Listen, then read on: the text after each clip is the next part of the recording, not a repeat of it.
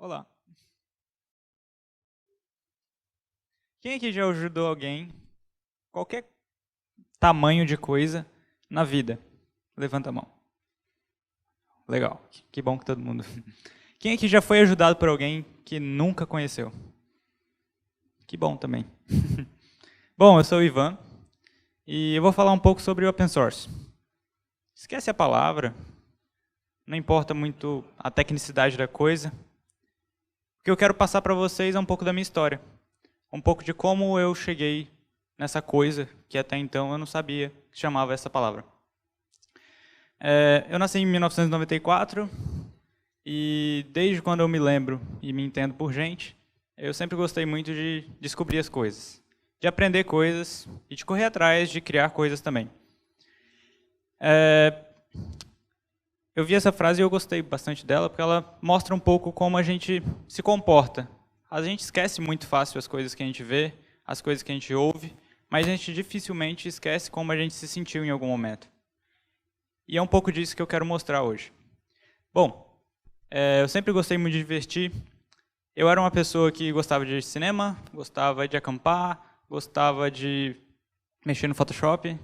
E esse era o tipo de coisa que eu fazia. Por quê? Porque eu não era bom no futebol. E até hoje eu não sou. Bom, esse tipo de coisa me motivava, porque como eu era muito ruim e até hoje eu sou ruim em esportes, eu corria atrás de coisas um pouco mais diferentes. E uma coisa que eu sempre gostei, desde os meus 6, 7 anos, que era uma coisa que estava começando, era robótica. Até então, robótica era uma coisa que eu só ouvia falar. Eu nunca tive na escola e eu sempre quis participar de competição de robótica. Só que nas minhas escolas que eu estudei em algumas, eu nunca tive essa oportunidade. E, por sorte, essa foi uma barreira que eu consegui vencer. Provavelmente por causa dos meus amigos, que a gente se juntou e montou uma equipe que chama de garagem. Uma equipe de garagem não necessariamente fica numa garagem, tá? Mas a gente se reunia na casa de amigos e a gente competia. Essa era a nossa equipe, não vou falar quem eu sou ali, mas tudo bem. E em 2006, quando eu tinha 10, 11 anos, foi quando eu aprendi a minha primeira linguagem de programação. E essa foi a parte que eu mais gostei, porque eu sempre quis aprender a programar, mas eu nunca sabia como começar. Mas a partir daí, foi quando eu comecei a descobrir várias e várias coisas. E na nossa equipe, a gente sempre trazia muitas coisas de fora. A gente chamava hemerotecos e a gente chegou a competir em campeonatos regionais, nacionais, e a gente conseguiu ir para um mundial, em Atlanta. Foi um evento muito legal. Muito legal porque tinham equipes do mundo inteiro, e muito mais ainda porque as equipes do mundo inteiro não eram equipes que estavam ali para competir somente. Elas estavam ali compartilhando conhecimento. Você ia no stand deles e você perguntava, como vocês fizeram isso, qual foi o projeto de pesquisa de vocês, e todos eles estavam muito abertos. Não era uma coisa competitiva, era uma coisa cooperativa, que as pessoas não estavam ali querendo ser melhores que as outras, e sim querendo fazer o seu melhor. Eu me interessei muito por programação e eu comecei a pesquisar bastante, aprender como fazer site, como fazer aquilo, e várias dessas coisas eu fui aprendendo em paralelo, né? E essa linha da direita é uma linha do tempo das coisas que eu ia pegando da internet, coisas que eu ia aprendendo, coisas que eu ia absorvendo. A gente conseguiu novamente ir para um outro campeonato mundial na Turquia, com outro tipo de competição, que era a RoboCup, e a gente foi com um robô totalmente Frankenstein, que é aquele robô que parece um Fusca todo capenga caindo todas as peças. E quando a gente chegou lá, a gente viu aonde a gente queria chegar, que era ter um robô projetado, um robô bonito, como se fosse uma Ferrari. A gente falou, a gente quer chegar ali. Mas para chegar ali, com o que a gente sabe, a gente não tem como fazer isso. Foi por isso que a gente aprendeu mais outras milhares de coisas, e durante esse processo, a gente aprendeu bastante. Então pensa, aquele lado da direita a gente está sempre puxando conhecimento. Seja quando você entra na internet, quando você lê um livro, você está aprendendo, aprendendo. Bom, a gente foi para Holanda, e na verdade México, e depois Holanda. E na Holanda, a gente foi com um robô totalmente diferente do que todas as pessoas já tinham feito. A gente criou quase que um conceito bem simples de um robô para aquele tipo de competição, utilizava um celular Android, e Aqui, por exemplo, é uma foto e uma renderização 3D. Mas o que foi legal é que a gente criou tanta coisa ali, e quando eu falo tanta, é mais ou menos 10 a 13 mil linhas de código que a gente escreveu em 3, 4 meses. Então você pensa, você escreveu um livro. Só que aquele livro está com quem? Está comigo. Ia morrer comigo, com quem estava na minha equipe. Né? Quando a gente voltou desse campeonato, a gente pensou, putz, isso daqui é informação. Isso aqui é informação, não é só dado. Já é uma informação muito bem bolada, a gente já dedicou muito tempo aqui. A gente criou tantas coisas, tanto na parte de software, eletrônica, mecânica, a gente criou um modelo. E esse modelo, ou a gente usa para a gente ficar melhor e competir, ou a gente compartilha. Só que para compartilhar não é tão simples, né? Não é só você pegar zipar e colocar na internet, no Mega Upload. Então a gente resolveu simplificar e explicar esse processo, como que era feito cada coisa, e a gente dividiu isso em várias pequenas partes. Como a gente tinha uma grande coisa, a gente dividiu isso. Bom, a pergunta que a gente fez foi justamente, por que não compartilhar? Né? Por que não fazer isso? Hoje, se a gente põe por que não nas coisas, a gente pode acabar fazendo qualquer coisa. Né? Mas a gente fez essa pergunta. E não tinha nenhum por que não. E foi aí que a gente dividiu isso e compartilhou isso. E lá no meu GitHub, tem várias bibliotecas, para Arduino, nesse caso. Tem vários projetos open source, desde inteligência artificial até várias coisinhas divertidas. E que eu já dediquei muito tempo para isso, nossa equipe já dedicou muito tempo para isso. E essas coisas são coisas que estão públicas agora. Qualquer um pode pegar isso e fazer alguma coisa em cima. Quando essa linha veio para a direita, foi aí que a gente fez open source. Foi aí que ficou open source. Foi aí que uma coisa que você dedicou um tempo, que você dedicou seu coração, suas viradas de noite, seu sábado, seu domingo, e aí você falou, putz, por que não compartilhar? E aí você compartilha. É uma coisa simples, né? Falando, putz, mas você botou na internet. É, realmente. O que é isso? É só software, né? Eu posso fazer isso com música? Eu posso fazer isso com o quê? A gente pode fazer com o que quiser. A gente pode fazer de qualquer forma, porque open source não é uma coisa. Ele é mais ou menos uma cultura. É uma cultura de, putz, o que você faz legal? Ah, eu faço isso. Então, beleza, ajuda a gente aqui. Ou eu vou ajudar vocês, porque eu quero que isso melhore. Né? Tanto as duas vias. Então, define uma cultura que inclui todo mundo para resolver um problema. E ele funciona em qualquer lugar. E o em qualquer lugar que é muito legal. Porque a partir do momento que eu divulguei aquilo na internet, veio gente da Coreia, veio gente da Europa, veio gente dos Estados Unidos, de vários lugares, e foram lá no código e falaram, olha, isso aqui pode ficar melhor assim. Se você tivesse feito isso, você poderia ter melhorado. Olha, vamos alterar o nome disso daqui, porque você errou no inglês. Já aconteceu. Aí eu aprendi a falar algumas palavras. E esse tipo de coisa é uma troca de informação e que as pessoas não estão ali porque elas estão recebendo. Elas estão ali porque elas querem realmente utilizar o que você fez, ou o que várias pessoas fizeram, e poupar tempo. Simplesmente porque elas não querem. Eu não quero refazer a roda. Eu não quero reinventar a roda. Aquele negócio de, não reinvente a roda. É justamente por isso. Porque já tem muita coisa pronta. As pessoas já dedicaram neurônios para pensar nisso, para resolver problemas. E o que a gente quer é resolver problemas ainda maiores. E aí quando você fala, putz, mas open source é uma coisa que... Para que eu vou fazer, sabe? É só pessoas? A Google, por exemplo, no ano passado, no final, soltou o que chama de TensorFlow. TensorFlow é uma engine, como se fosse uma biblioteca que serve para inteligência artificial, para você treinar uma inteligência artificial.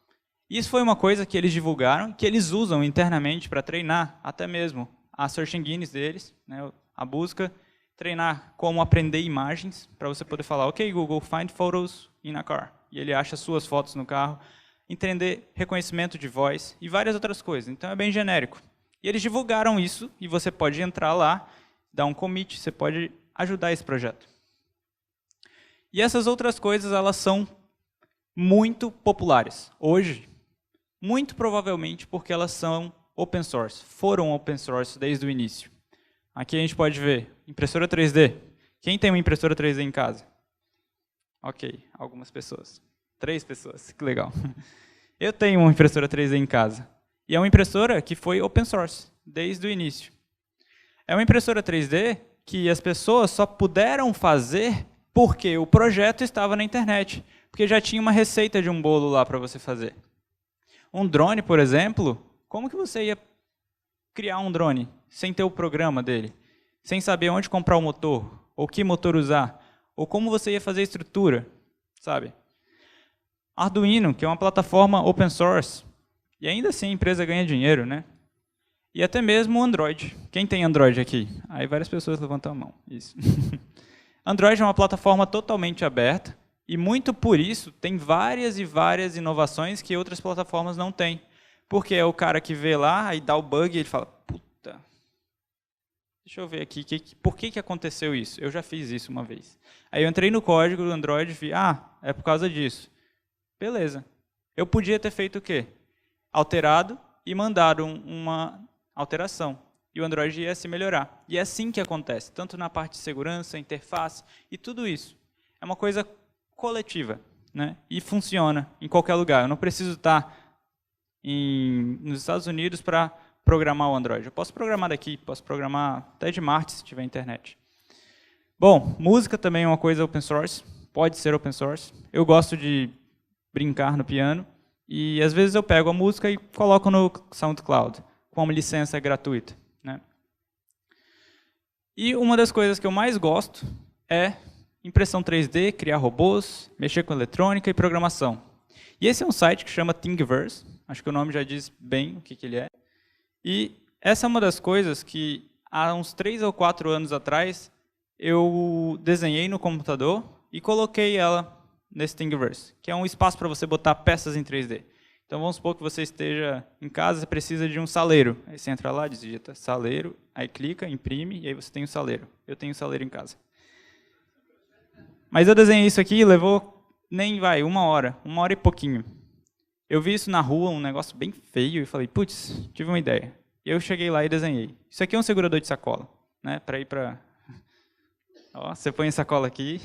Na época que eu fiz, eu dei para minha mãe, porque eu morava em Vitória e eu não fazia compras ainda. Mas eu vim para cá, para São Paulo, comecei a morar sozinho e eu imprimi 2.